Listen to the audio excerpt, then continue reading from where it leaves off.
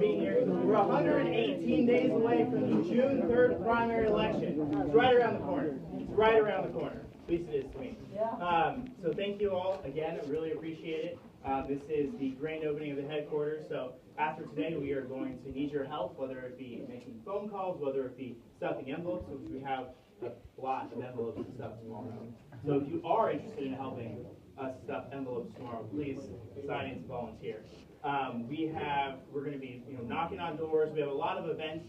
We're going to need some help. So if you are interested in volunteering and getting involved in the campaign, please do so. With that being said, I'm going to introduce our first speaker. His name is Doug Elmitz, not Doug Osi. Doug is the president of Elmitz Communications. He was a former spokesman and worked on the campaign in the Reagan administration. He also won an Emmy last year. So with that being said, I'm going to turn it over to Doug. Okay, thank you so much. Excuse me.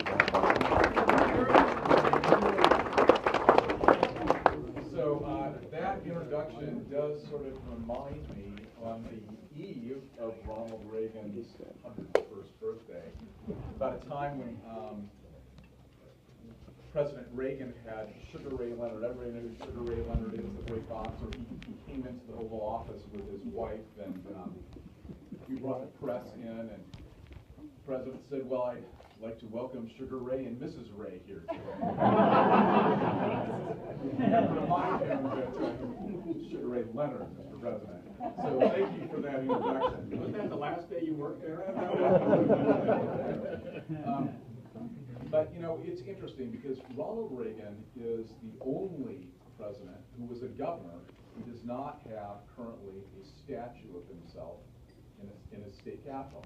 Interestingly, there are statues of Ronald Reagan in capitals all over the world, throughout the United States, but not here in California. So with the help of Doug Osi, we sponsored a piece of legislation that ultimately was passed without any no votes, with the support of both Republicans and Democrats, signed by Jerry Brown, who ironically, his father was defeated by Ronald Reagan, signed the legislation which is now going to allow a statue of Ronald Reagan in the Capitol. And Doug has helped every step of the way. And I will tell you that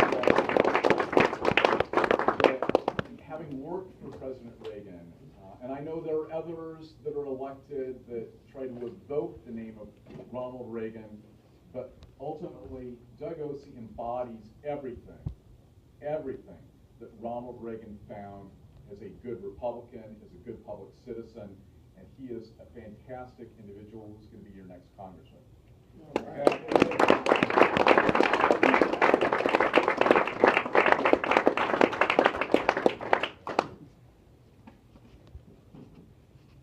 I don't know how to live up to that. But thank you. Actually, Doug was down meeting with the sculptor on the statue today, so around 1 o'clock. I'll just give us briefly a report.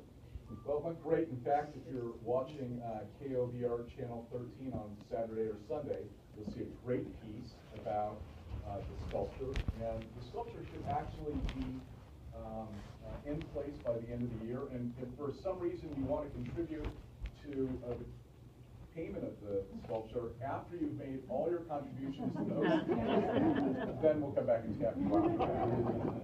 Right. Thank you, Doug. Well, first of all, I want to thank you all for being here. I just love this. I mean, to see so many friends. I got some people here I went to high school with. I had to swear them all to secrecy at the front door. I do want to acknowledge that we have a number of elected officials here, so let's see, we're just going to go through the order here. I know Jan Scully's here. Jan? All right.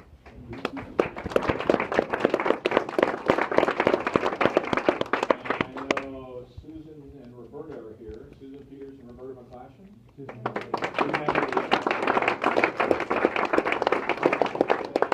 have the mayor of Citrus Heights, Mel Turner. Councilwoman from Citrus Heights, who this is like the three-headed monster that created the city of Citrus Heights.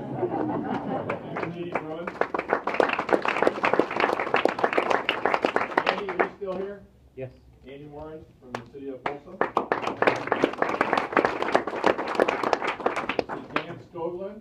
Dan, where are you? Right over here. I know we have the former police chief from the city of Folsom, Sam Spiegel. We have a director with the Metro Fire, Jared Monk. We have member of the Central Committee, Craig McGlashan, Republican Central Committee here in Sacramento.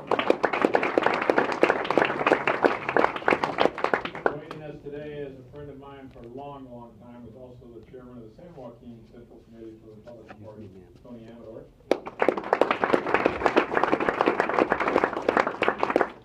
Okay, so whenever you do this, you always screw it up. I know I left somebody off. We got Ted Costa, who is a member of the San Juan Water Board, dealing with a very serious issue. We got Paul Green on the County Board of Education. No. We're in the water board.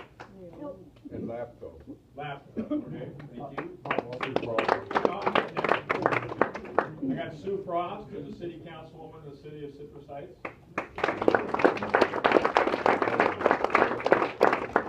Got Bob Walters, who's also a member of the San Juan Water Board.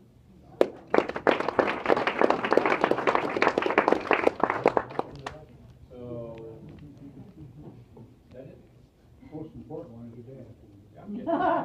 That's a non-elected position.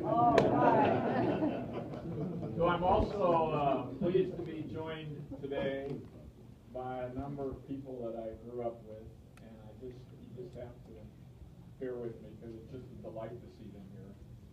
The one that I've known the longest is Kevin Richardson, who I played Little League Baseball with. Kevin.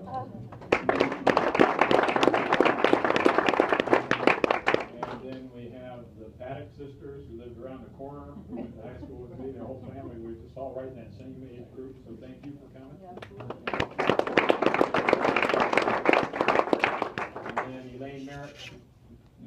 Elaine Kuska, as I know her, but Elaine Owen today, who was a year behind us at Rio also, so thank you. And my sister and her husband are here. Margie and Bill, where are you? Right in front. Margie, Bill, and then the two people who, frankly, set my course of life off on paths that even they can't explain are also here with us, and that would be my parents, Imlo and Mel Osey.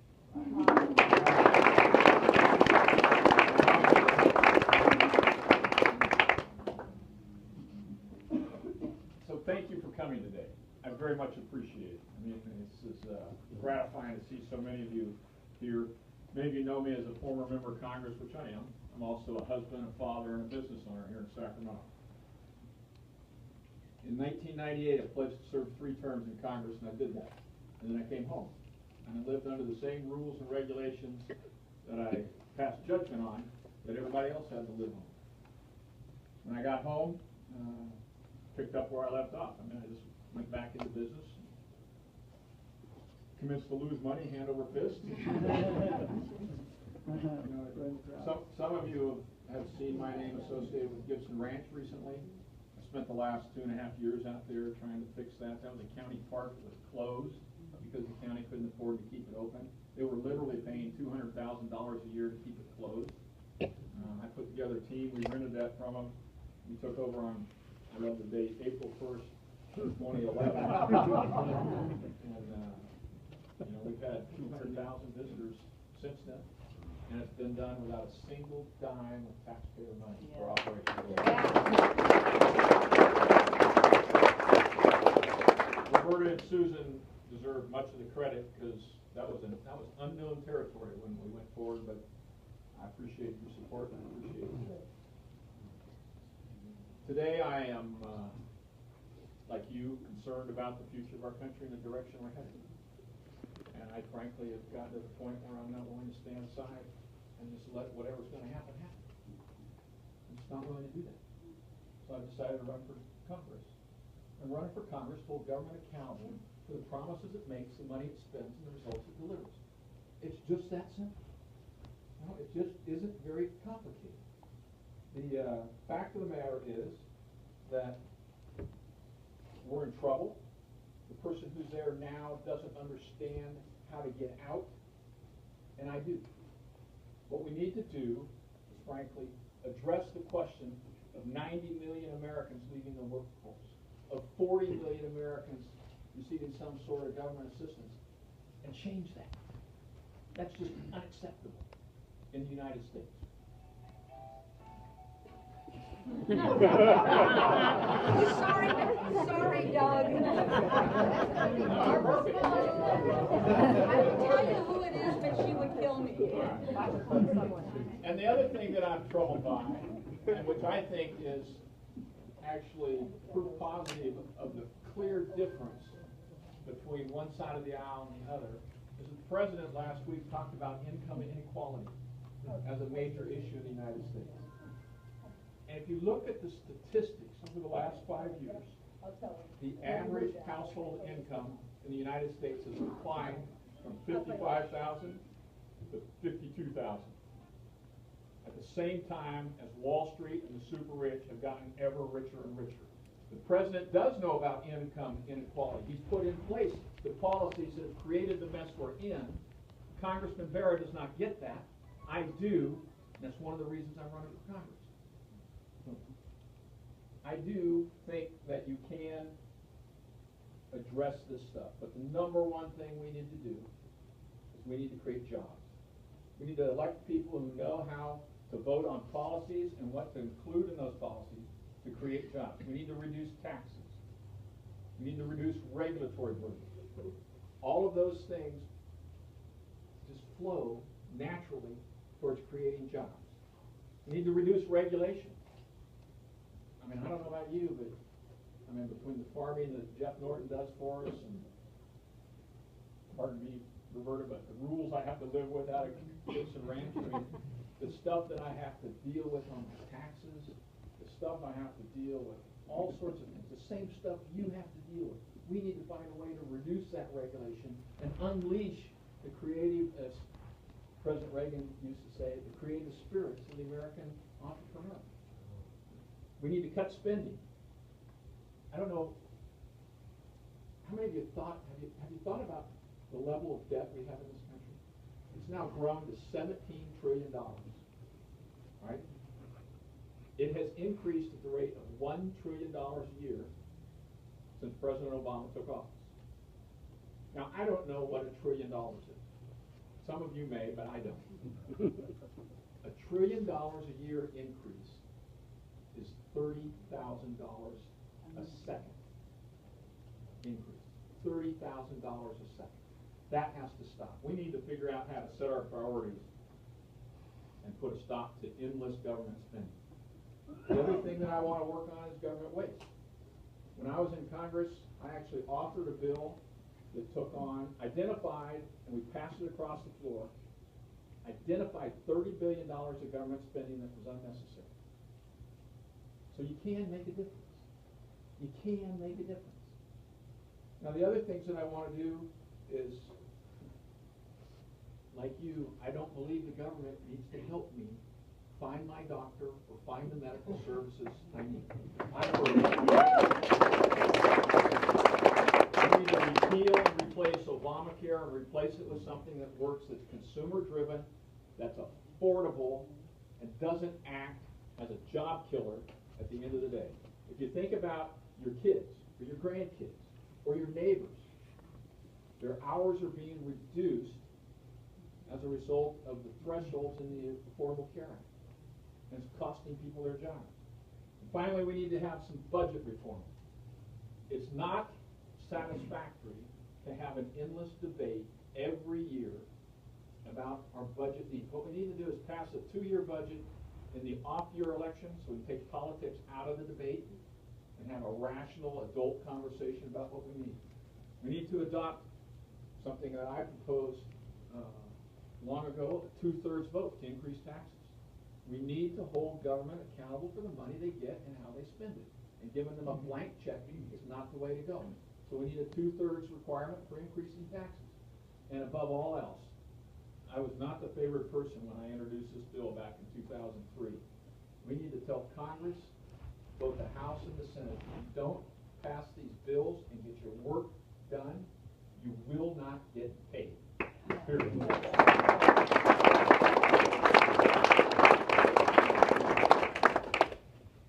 Now, being a member of Congress is not easy. And it's easy to screw it up. And Congressman Barrett's proving that. I will tell you, we can win this race. This is a winnable race. The registration in this district is essentially split evenly. This is a district that today comprises 70% of a district that I ran in 2000, in which I got 58% of the vote.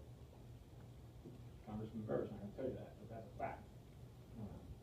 Republicans do better in non-presidential years, which 2014 will be.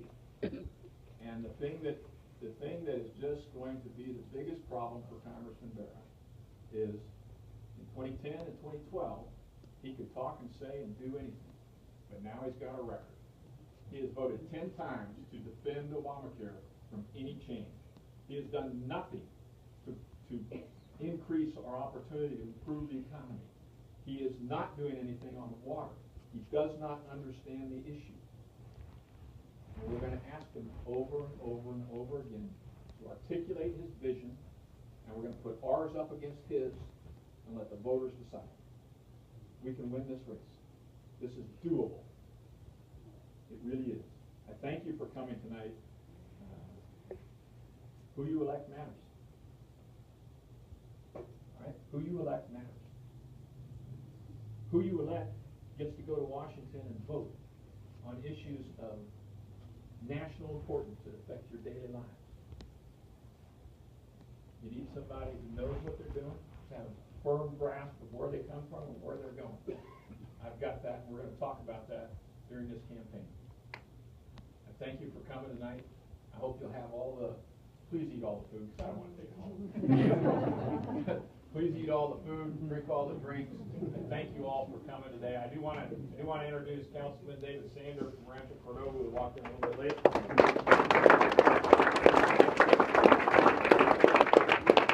Like Jason said, we have less than 150 days to do this. We've got to take this, we've got to just take this behemoth and just put a saddle on it and ride this sucker to victory. I appreciate your help. Let's go get it.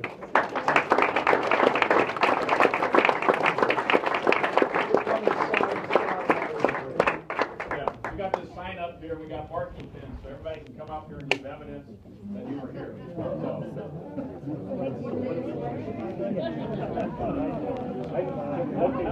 I'm looking at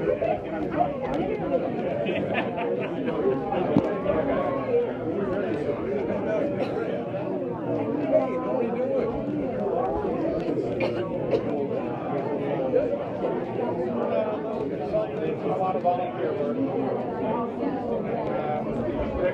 Really, that's good. That's good. Thinking about something.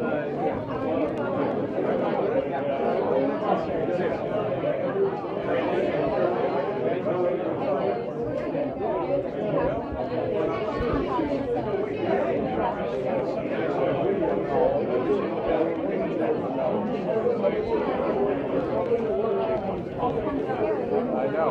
The grand fall. That's great.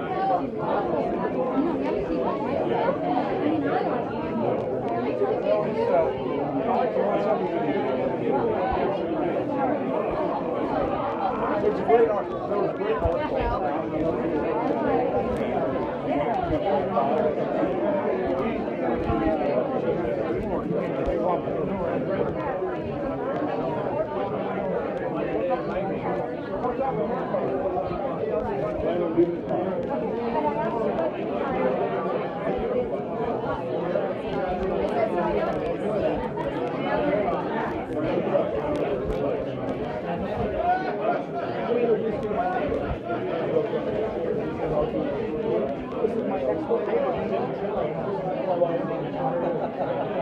Well, I knew you indirectly. You have a place right there by Ron Boatby Drive there on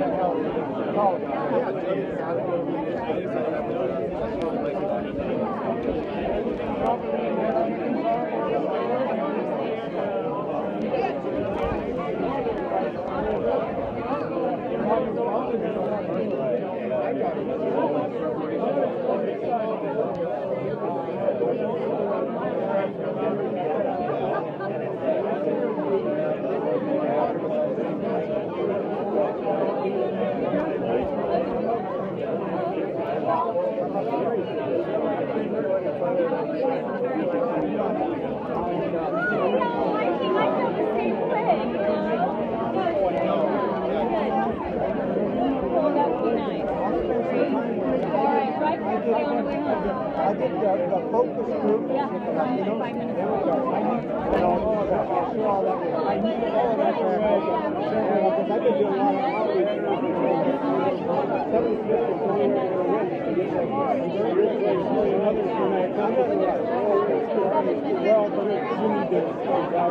John Felice wanted to talk about these walks out the door.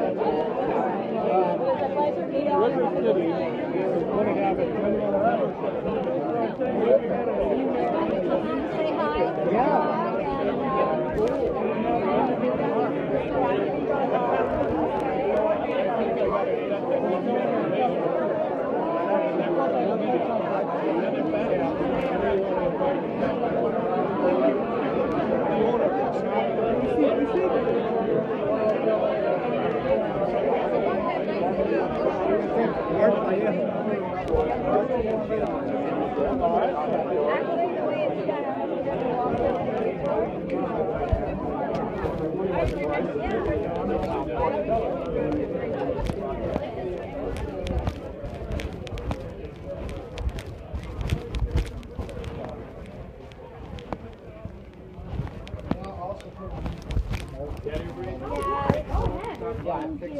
70 or 80 people there, so. I also signed up on that. Hi, I'm Aubrey. I don't know if you're yet. Hi, nice to meet you.